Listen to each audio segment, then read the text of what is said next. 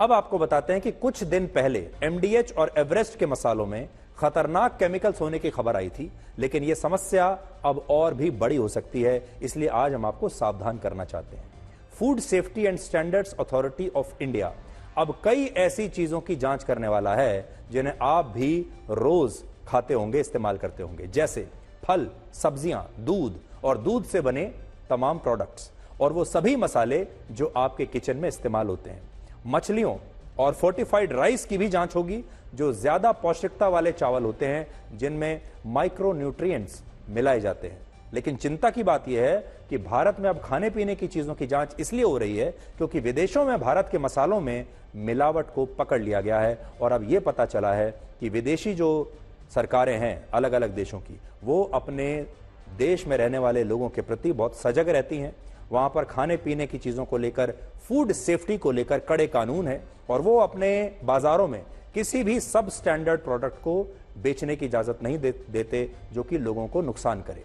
लेकिन Bharat food safety के मामले में बहुत ही, आप समझ लीजिए कि एक ऐसा देश है जहां शायद आप कुछ भी बेच सकते हैं, कुछ भी किसी को खिला सकते हैं, कोई कंट्रोल नहीं, और जो कानून हैं भी उनका कोई पालन नहीं करता। पिछले ही महीने हांगकांग, सिंगापुर और अमेरिका में कैंसर पैदा करने वाले एक खतरनाक केमिकल एथिलीन ऑक्साइड मिलने के बाद भारत की कई बड़ी कंपनियों के मसालों को बैन कर दिया गया था। और यह केमिकल इसलिए मिलाया जाता है कि मसाले जल्दी खराब ना हो, लेकिन यह एक कीटनाशक केमिकल है जिसका जरूरत से ज्यादा इस्तेमाल करने पर आपको कैंसर भी हो सकता है। और बड़ा सवाल यह है कि जिस मिलावट को विदेशों में पकड़ा गया वो भारत में पकड़ में क्यों नहीं आई। तो इसकी दो वजह है कि ये सारे मसाले, सारा सामान भारत में बिकता चला जाता है, भारत में इन्हें कोई नहीं पकड़ता, लेकिन दूसरे देशों की सरकारें इसे पकड़ लेती हैं। तो पहला, भारत में खाने पीने के सामान में इस्तेमाल हुई चीजों की जानकारी ठीक से दर्ज ही नहीं होती, इसलिए कोई गड़बड़ी होती भी है तो ये कभी पता नहीं चल पाता कि जो चीज नुकसानदेह थी वो कहां से आई। टेस्टिंग ही ठीक नहीं है। दूसरी वजह यह है कि भारत के कई राज्यों में फूड टेस्टिंग लैब्स की बहुत कमी है।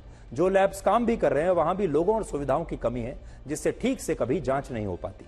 इसके अलावा लोग जानबूझकर मिलावट करते हैं। भ्रष्टाचार भी इसकी एक वजह है, जिससे लोग कानून तोड़ने से हमारे देश में डरते नहीं हैं। तो आज आपको हम ये बताना चाहेंगे कि खाने पीने की चीज़ों को लेकर आपको बहुत सजग रहना चाहिए।